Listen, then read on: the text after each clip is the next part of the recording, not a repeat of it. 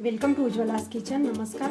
आज आपण बनवणार आहे झणझणीत असं खानदेशी पद्धतीचं डाळ वांग। यासाठी आपल्याला अर्धी वाटी तूर डाळ लागणार आहे। तूर डाळ चांगली स्वच्छ धुवून घ्यायची आणि 4 ते 5 वांगी लागणार आहे। छोटे वांगी घ्यायची, यासाठी धुवून कापून घ्यायचे आणि लगेच पाण्यामध्ये घालायचे, नाहीतर ती काळी पडतात। आणि याप्रमाणे डाळ आणि वांगी एकत्र करून घ्यायचे आणि त्यानंतर यामध्ये थोडीशी हळद आणि मीठ घालायचं आहे। पाणी घालायचं 1 ग्लास आणि आपल्याला आता हे कुकरमध्ये शिजवून घ्यायचं आहे आणि अर्धा चमचा तेल घालायचं आणि आता कुकरच्या भांड्यामध्ये ठेवून 2 शिट्या काढून शिजवून घ्यायचं आहे। खूप असं शिजवायचं नाही। याप्रमाणे आपण ही तूर डाळ आणि वांग शिजवून घेतलेलं आहे। त्यासाठी आपल्याला जाडसर कुटून घेतलेलं 2 चमचे शेंगदाण्याचं कूट लागणार आहे। त्यानंतर थोडंसं जिरं, कोथिंबीर, 1 चमचा आलं लसूणची पेस्ट किंवा ठेचून घेतलेलं आलं लसूण, शक्यतो आलं लसूण ठेचून घ्यायचं, त्यामुळे चांगली चव येते। त्यानंतर 5-6 कढीपत्त्याचे पाने, 1 चमचा लाल मिरची पावडर, थोडासा गरम मसाला, थोडी चिमूटभर हळद, त्यानंतर अर्धा चमचा धनेपूड, चिमूटभर हिंग, तेल, मीठ चवीनुसार। तेल चांगलं गरम होऊ द्यायचं आहे।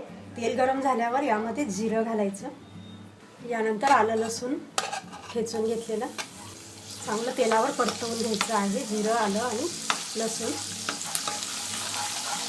कढीपत्त्याचे पाने, हिंग,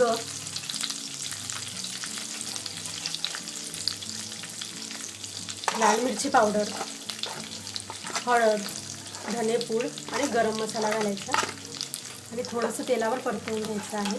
अगदी थोडं, करपायला नको मिरची पावडर। आता लगेचच शेंगदाण्याचं कूट घालायचं आहे 2 चमचे, मिक्स करून घ्यायचं। आता यामध्ये डाळ आणि शिजवून घेतलेलं वांग घालायचं आहे। डाळ खूप अशी शिजवायची नाही, 2 शिट्या काढून घेतलेल्या आहे कुकरच्या। आता हे वांग आणि डाळ घालायची किंवा थोडंसं घोटूनही घेऊ शकता आपण। डाळ आणि वांग रवीच्या साहाय्याने चमच्यानेच थोडंसं चेचून घ्यायचं।